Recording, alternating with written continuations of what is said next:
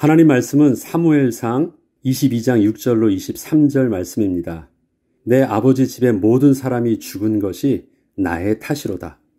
오늘의 본문은 하나님의 백성인 이스라엘이 너무도 비참하고 슬픈 일이 일어난 이야기를 다루고 있습니다.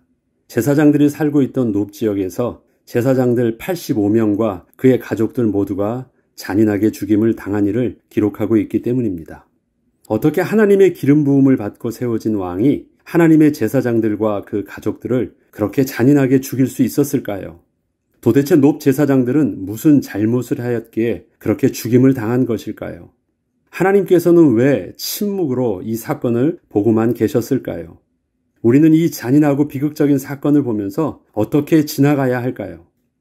이 일이 이방 나라와의 전쟁에서 일어났다고 해도 슬픈 일인데 하나님이 친히 왕 되신 이스라엘 땅에서 하나님께서 친히 기름 부어 세우셨던 그 왕의 명령에 의해서 한 명도 아닌 놉 지역에 사는 하나님의 제사장들 모두에게 일어난 일이었기에 더더욱 가슴이 아픈 것이고 많은 의문과 질문을 하게 된 것입니다.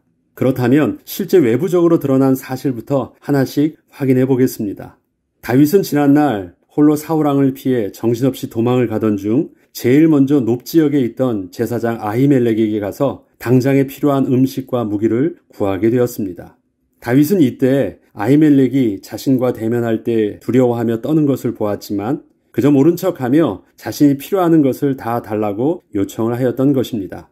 이때 아히멜렉은 다윗에게 뭔가 문제가 발생한 상황임을 어느 정도 눈치는 챈 듯 했지만 다윗에게 어떤 것도 묻지 않았고 그저 다윗이 원하는 대로 다 들어주었습니다. 다윗도 이러한 아히멜렉에게 자기의 사정을 정확하게 말하여 주지 않았고 사울왕의 은밀한 명령을 수행 중이라는 거짓말로 제사장 아히멜렉을 안심시켜 주었습니다. 마침내 아히멜렉은 다윗이 요구한 대로 성전에 거룩한 떡을 주었고 성전에 보관되어 있던 골리앗의 칼까지 넘겨주었습니다. 그런데 이렇게 아히멜렉이 성전에서 다윗을 도와준 일들은 자기 나름대로는 충분히 변명이 가능한 이유들을 가지고 있었으나 그 아히멜렉의 변명은 반대로 사울 입장에서 본다면 그 해석에 따라 반역자를 도운 심각한 행동으로 비춰져서 사울왕이 제사장들을 모두 죽일 수 있게 하는 합당한 명분이 될 수도 있었던 일이었습니다. 과연 사울, 다윗, 아히멜렉 중 누가 잘못한 것이고 누가 옳은 것일까요? 다윗 입장에서 본다면 분명 사울이 잘못한 것이고 사울 입장에서 본다면 그것은 분명 아히멜렉은 죽어 마땅하다고도 말할 수도 있을 것입니다. 그러나 아히멜렉 입장에서 본다면 너무도 억울하다고 말할 수밖에 없던 일이기도 했습니다. 그렇다면 하나님 입장에서 볼 때는 어떠할까요? 하나님은 다윗의 편이실까요? 사울의 편이실까요? 우리는 단순히 어느 누구의 잘잘못을 가려서 지금 하나님의 통치하신 왕국에서 일어난 사건을 판단하려 하기보다 먼저 이 모든 것을 침묵하시면서 허용하신 하나님의 뜻을 겸손하고 정직하게 물을 수 있어야 합니다. 하나님은 다윗이 사울왕을 피해 제사장을 찾아갔을 때 하나님의 뜻을 묻기를 원하셨을 것입니다. 만약에 다윗이 제사장 아히멜렉에게 가서 하나님의 뜻을 물으려 했다면 다윗은 먼저 자신의 상황을 사실대로 말을 해야만 했을 것입니다. 그리고 그렇게 자신의 처한 상황을 말해 주었다면 제사장 아히멜렉은 떡과 칼이 아닌 다른 거룩한 영향력을 다윗에게 줄 수 있었을지도 모릅니다. 그러나 다윗은 처음부터 하나님의 뜻을 물으려 성전으로 간 것이 아니었고 단지 육신의 필요를 얻고자 간 것이었기에 성전에서 하나님을 만나지 못했습니다.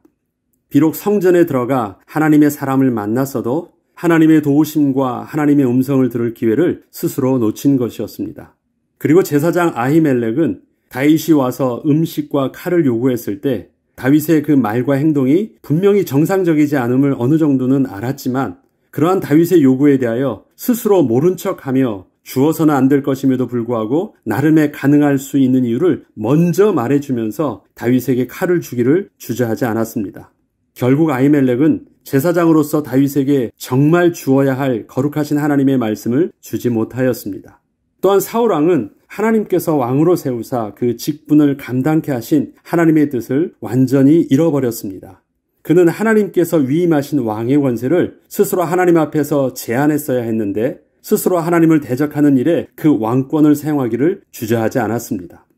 그는 지금 하나님께서 주셨던 왕권을 자기 스스로 안 뺏기려고 다윗을 찾아 죽이려고만 하고 있었고 그렇게 다윗을 찾던 중에 다윗을 도운 아히멜렉에 관해서 듣게 되자 그 일가의 모든 제사장들까지 모두 죽이는 일을 서슴없이 하고 있던 것입니다.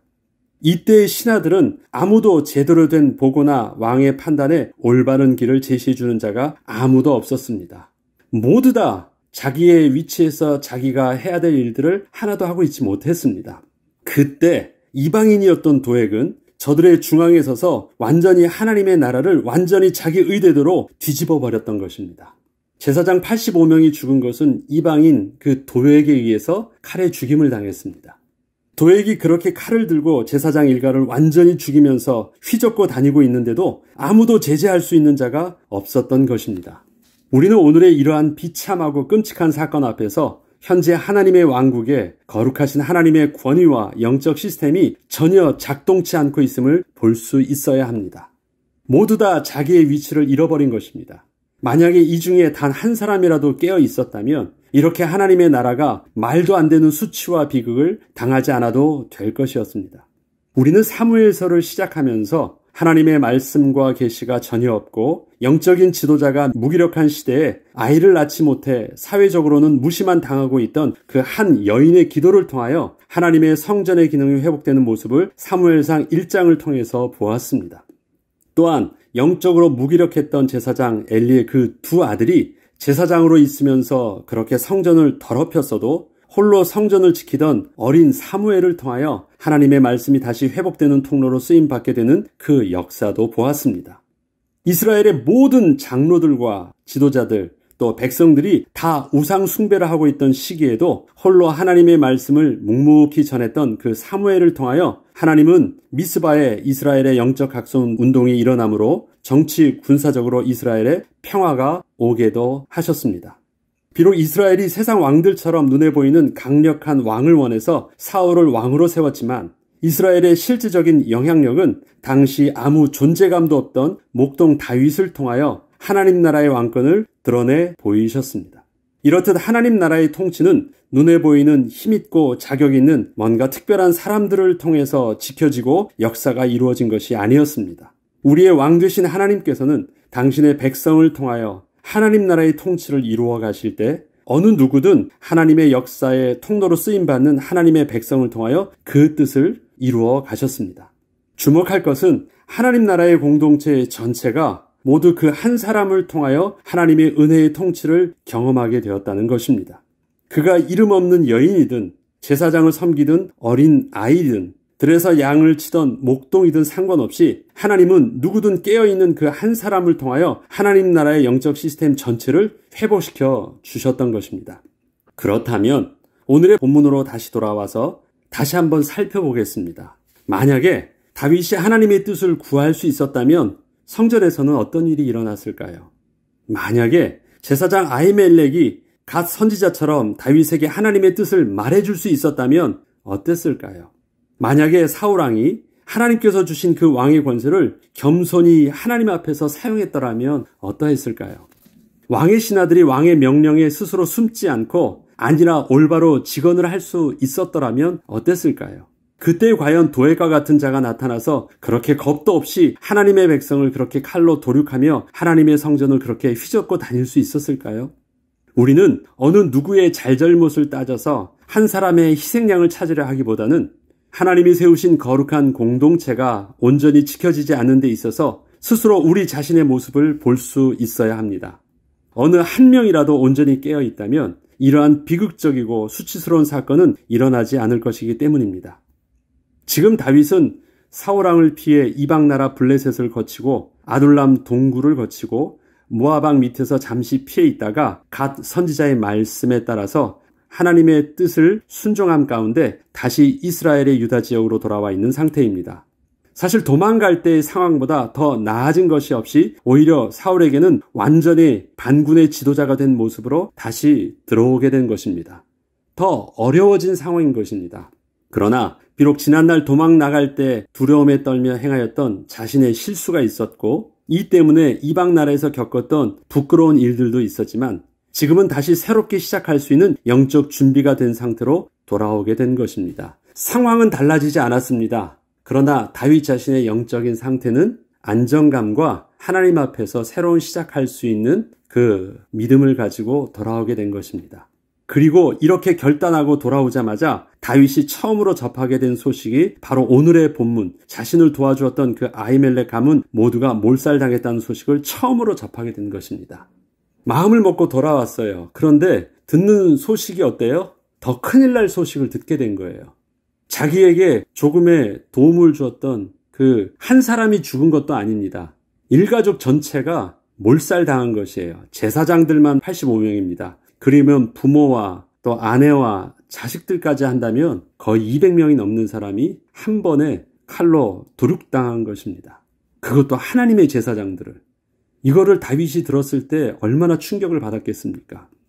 다윗은 이때 도망 나온 유일한 생존자 아히멜렉의 아들 그 아비아들에게 이런 말을 합니다. 다윗이 아비아들에게 이르되 그날에 에돔 사람 도액이 거기 있기로 그가 반드시 사울에게 말할 줄 내가 알았노라. 내 아버지 집의 모든 사람이 죽은 것은 나의 탓이로다. 그때 자기는 알았지만 그건 모른 척하고 자기가 지금 너무 급했기 때문에 그렇게 떡을 구하고 그렇게 칼을 구했다라는 것입니다. 예상치 못했던 일들은 아니었는데 그게 드디어 터진 것입니다. 근데 그때는 그것을 자기 하나 목숨 때문에 그냥 모른 척하고 도망갔었는데 그 결과가 너무도 비극적인 결과를 맞이한 것입니다. 다윗은 이렇게 고백하며 지난날 자신의 실수를 사과하였고 스스로 하나님 앞에서 부끄러움을 넘어서 지난날 자신의 불신앙과 그 어리석음에 대하여 뼈저린 깊은 후회와 반성을 하고 있는 것입니다.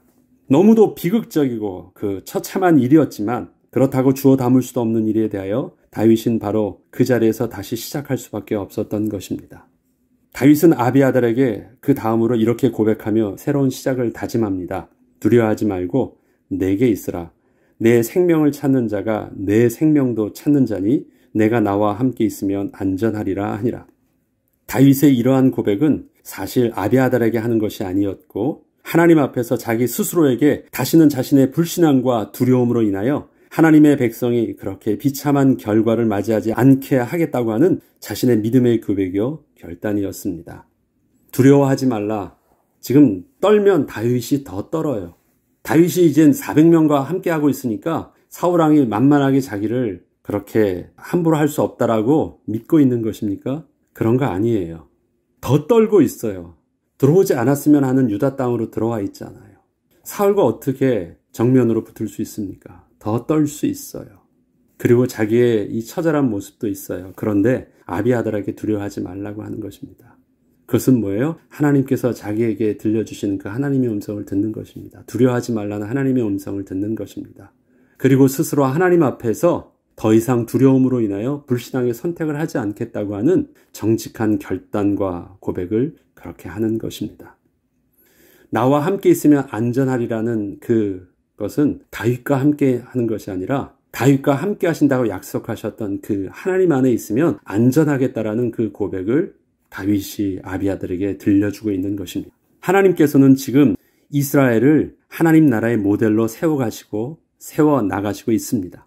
하나님께서는 다윗에게 일어나고 있는 그 사건들을 통하여 하나님 나라의 백성으로서 왕은 어떠한 모습으로 그 권위를 사용해야 하며 제사장과 레위인 그리고 선지자의 직분은 어떻게 감당해야 하고 백성들은 어떠한 모습으로 섬겨야 하는지 하나님은 하나하나를 가르쳐 주시고 있는 것입니다.